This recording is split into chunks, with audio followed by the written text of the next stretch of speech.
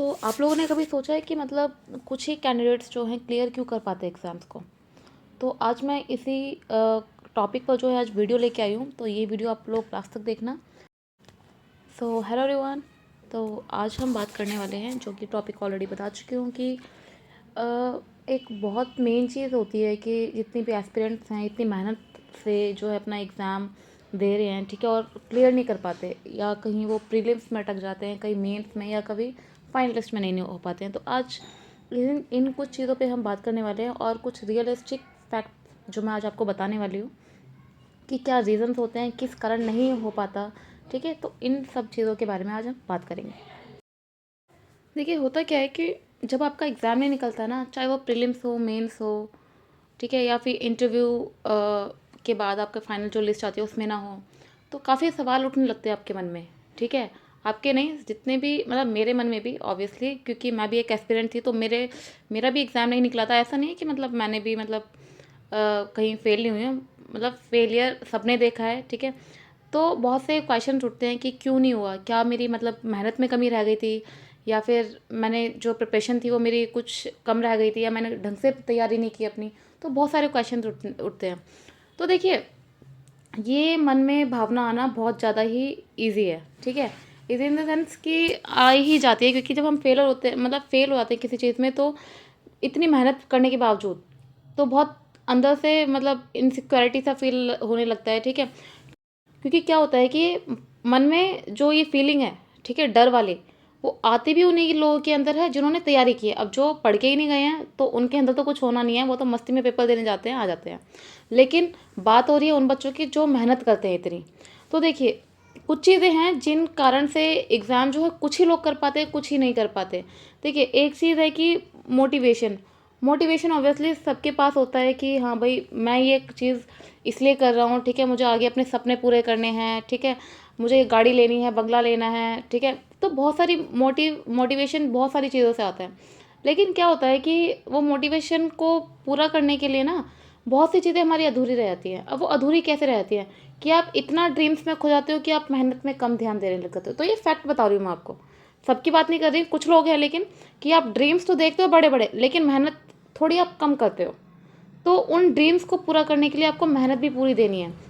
और कुछ बच्चे हैं जो बहुत ज़्यादा ही पढ़ते हैं, अच्छी उनकी प्रिपरेशन होती है 101% कि हाँ हमारा एग्ज़ाम क्लियर हो जाएगा, बट इन द एंड नहीं हो पाता। तो आप लोगों को क्या करना है, आप लोगों को देखना है कि आपकी कुछ ना कुछ तो कमी रह गई होगी, ठीक है। ऐसा नहीं है कि कुछ मतलब जो लोग नहीं कर पा रहे हैं कि उन्होंने तैयारी नहीं की, तैयारी करके जाते हैं, ठीक है, सब तैयारी करके जाते हैं।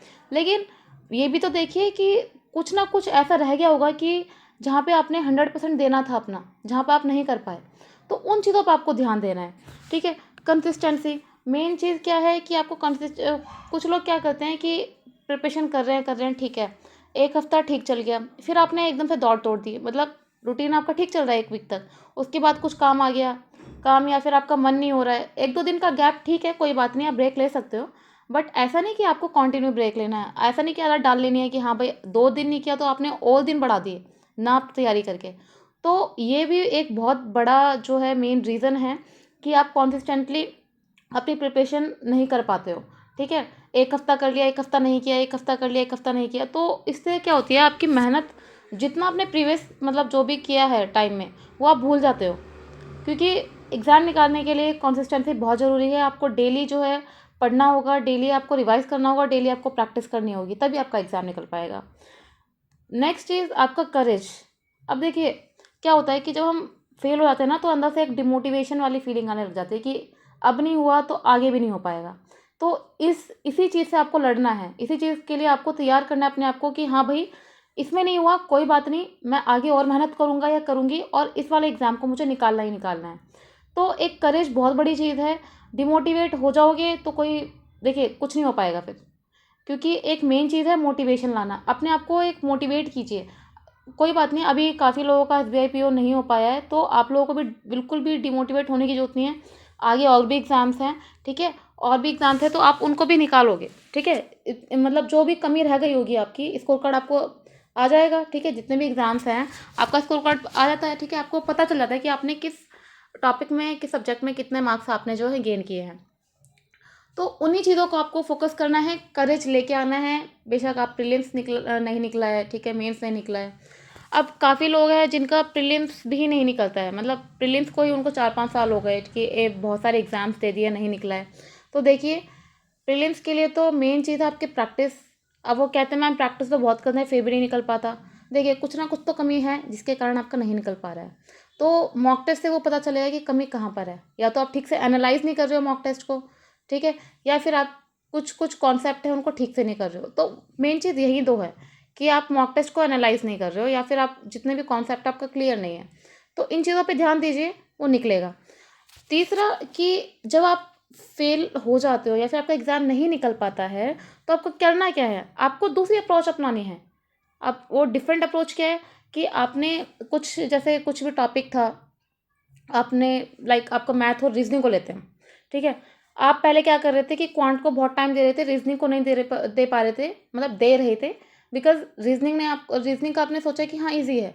लेकिन होता क्या एक्चुअल में, जब हम टाइम नहीं देते ना, तो जो इजी टॉपिक या सब्जेक्ट होता है वो भी हमसे एग्जाम में नहीं हो पाता है। तो आपको बराबर टाइम देना है, चाहे ईजी हो चाहे टफ हो, ठीक है। कॉन्सेप्ट क्लियर करने के बाद, प्रैक्टिस के लिए बता रही हूँ मैं आपको, ठीक है। कॉन्सेप्ट के लिए तो आपको टाइम देना ही है, दोनों को स्ट्रॉन्ग करने के लिए, लेकिन जब आपका हो जाता है तो दोनों को बराबर टाइम देना है कि प्रैक्टिस दोनों की ही करनी है। तो आपको अप्रोच अपनानी है अपने अकॉर्डिंग कि हाँ पहले मेरी अप्रोच थी, इसमें कुछ ना कुछ कमी रह गई होगी मेरी, कुछ ना कुछ कमी मेरी पहले वाली अप्रोच में थी तभी मेरा नहीं हो पाया, तो मुझे कुछ और अप्रोच जो है लेके आनी होगी, ठीक है। नेक्स्ट है आपका फियर। फियर बहुत बड़ा आपका रोल प्ले करता है। क्या होता है कि एक मैं आपको स्टोरी बताती हूँ। स्टोरी क्या है, एक सिंपल एक लाइन में बता देती हूँ कि एक बच्चा था जिसका मतलब यूँ लगा लीजिए 6 साल से एग्ज़ाम नहीं निकल रहा था, बट उसने फिर भी हार नहीं मानी, ठीक है। डर था उसके अंदर कि हाँ भाई अब नहीं हुआ तो अब कहाँ से हो पाएगा, ये मन में आता है, सबके आता है कि अब नहीं हुआ अब कहाँ से हो पाएगा, अब तो और लेवल कम होगा और वैकेंसी कम आएंगी। लेकिन उसने हार नहीं मानी, उसने एग्ज़ाम दिया और उसका एसबीआई पीओ प्री मतलब सॉरी एसबीआई पीओ में सिलेक्शन हो गया। तो देखिए उसका क्लर्क भी नहीं हुआ, डायरेक्ट एसबीआई पीओ। कितनी बड़ी चीज़ है। और ये चीज़ तब हुई है जब उसने अपने फियर, अपने डर को जो है मतलब दूर भगाया है। क्योंकि डर सबके अंदर आता है कि हाँ भाई उसकी तैयारी सामने वाले की इतनी सी चलती है, मेरी इतनी कम तैयारी है, कहाँ से हो पाएगा। तो ये क्वेश्चन उठते हैं, इन क्वेश्चंस को ही आपको साइड में रखना है और अपना करेज लेके आना है कि आपको हाँ आप कर सकते हो, आप सामने वाले से कम नहीं हो, ठीक है। दूसरा थॉट्स। थॉट्स देखिए बहुत नेगेटिव थॉट्स आते हैं, वो मैं आपको भी बता चुकी हूँ। तो उन थॉट्स का सामने करना है, ठीक है। आपका आज जैसे एग्जाम नहीं क्लियर हुआ, 1-2 दिन दीजिए अपने आप को थोड़ा शांत होने के, रिलैक्स होने के लिए, उसके बाद और अपनी प्रिपरेशन में लग जाइए, ठीक है। क्यों नहीं निकला एग्जाम, अगर आप मेहनत कर रहे हो तो 101% निकलेगा, आज नहीं तो कल निकलेगा, ठीक है। एक यूट्यूबर है, नाम है उसका शायद स्मार्ट विलेज, मतलब सॉरी स्मार्ट विलेज नहीं, विलेज गर्ल नाम से है शायद। वो लड़की ने 8 साल में एग्ज़ाम क्रैक किया, लेकिन उसने हिम्मत नहीं हारी।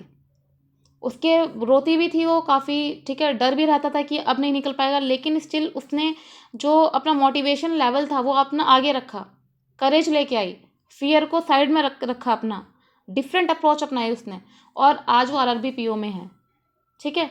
तो ऐसा नहीं है, इंसान हो आप लोग भी, जिनका निकला है वो भी इंसान है और जो जिनका नहीं निकला है वो भी इंसान है, ठीक है। उनके अंदर भी वही दिमाग है, आपके अंदर भी वही दिमाग है, बस थोड़ी कमी क्या रहती है कि कुछ आपकी अप्रोच ठीक नहीं होती, या फिर आपकी जो कंसिस्टेंसी है वो नहीं ठीक होती, या आप डर रहे हो बहुत ज़्यादा सामने वाले से कि आप कर पाओगे या नहीं कर पाओगे। पहले तो अपने अंदर एक हौसला लेके आइए कि आप कर सकते हो, ठीक है। अब जिनका नहीं निकल पाता है कभी कभार, तो भाई देखिए किस्मत की बात हो जाती है कि नहीं निकल पाता है, क्योंकि जो लोग इंटरव्यू तक पहुंचते हैं, मेरिट लिस्ट में नहीं निकल पाता, तो वहाँ पर तो मैं यही बोलूँगी कभी कभी किस्मत भी धोखा दे जाती है, ठीक है। मेहनत तो आप कर रहे हो, मेहनत तो सब कर रहे हैं, ठीक है। फेलियर, कोई टॉप पे रहा हो वो भी कभी ना कभी फेल हुआ है, लेकिन वो टॉप पे गया है, ठीक है। कोई इंसान अगर टॉप पर है तो उसने कभी ना कभी फेल किया होगा, लेकिन आज टॉप पर है। तो वही चीज़ आपको करनी है कि फेल होना कोई बात नहीं, उस चीज़ को आप साइड में रखिए और आगे अपनी कंटिन्यू प्रिपरेशन कीजिए, ठीक है। ड्रीम्स को पूरे करने के लिए आपको करना पड़ेगा। दूसरा मेरा मतलब पूरा ओवरऑल लगा के ये है कि जितनी भी आपकी मिस्टेक्स होती हैं उन मिस्टेक्स पर आपको ध्यान देना है, ठीक है। मोटिवेशन लेवल अपना हाई रखना है, अपने आप को डिमोटिवेट नहीं होने देना है। चाहे आपका प्रीलिम्स ना निकला हो, मेंस ना निकला हो, कोई बात नहीं, प्रीवियस मिस्टेक्स देखिए, उनको सुधारिए, दोबारा कंटिन्यू कीजिए, कब तक नहीं निकलेगा एग्ज़ाम, ठीक है। अपनी मेहनत को बस बरकरार रखिए, और अपने आप को बिल्कुल भी डिमोटिवेट मत होनी चाहिए। तो बस आज थोड़ा सा ज्ञान की बातें थी हैं, ठीक है। अगर आपको पसंद आई हो तो ठीक है, अदरवाइज़ आप साइड में रख सकते हैं इस ज्ञान को भी। आपके भले के लिए था कि जिन लोगों का नहीं निकल पा रहा है, तो अब वो मैं बस विश करती हूँ सबको कि आपके जितने भी आने वाले अपकमिंग एग्ज़ाम्स हैं सब आपके क्लियर हो जाए, सारे ही क्लियर हो जाए आपके, ठीक है। तो आज के लिए इतना ही। Thank you.